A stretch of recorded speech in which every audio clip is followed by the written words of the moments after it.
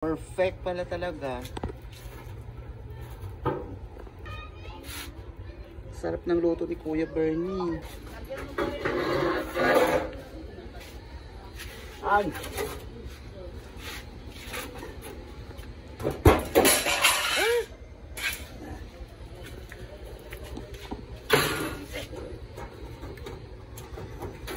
Ayan na, tinatanggal na. Sarap po. Sige na. Okay na yan. Online? Sa online niya yan. May mga nagpa-online order. Yes. Diba? Oo, mayroon na siya. Ilang piraso to? 12. Ay, marami-rami din pala. 12 piraso ang laman. Hindi, so. Bagong luto. Ha? Kwenta ko. Meron ka ba? Ito na po yan. May issue na naman si Ben. Hindi ako katulog. Ha?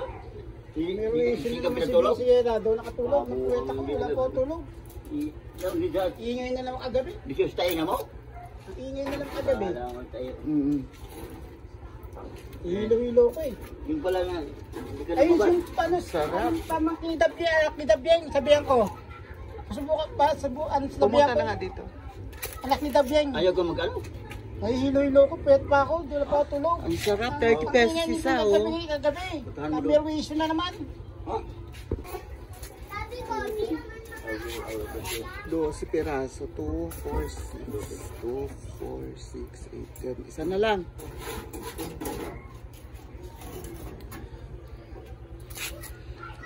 Ayan, kung sino gusto bumili dyan.